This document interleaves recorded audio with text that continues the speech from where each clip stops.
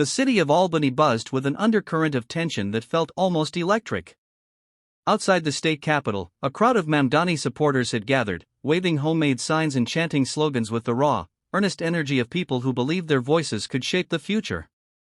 For months, they had been sold a vision, a promise of fairness, transparency, and protection for everyday citizens.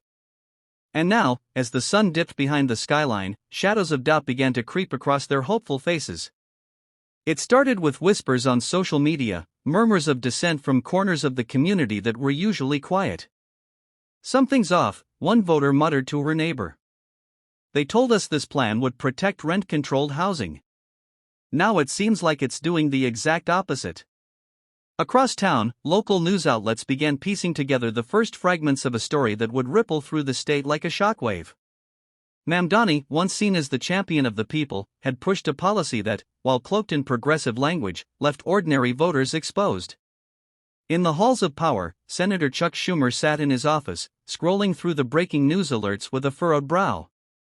For weeks, he had tried to support Mamdani's agenda, believing it would strengthen his party's hold and cement his reputation as a leader who could unify. But now, the headline screamed a different story: Mamdani voters feel betrayed, Schumer faces backlash from own party. His phone buzzed relentlessly with texts and calls, members of his caucus, reporters, even former allies. They were all asking the same thing: how could this happen under his watch? Meanwhile, in the neighborhoods most affected, the fallout was tangible. Families who had relied on Mamdani's promises to keep their homes found themselves scrambling. Landlords, emboldened by loopholes in the legislation, began raising rents. Community centers that had counted on funding were suddenly left in jeopardy. And yet,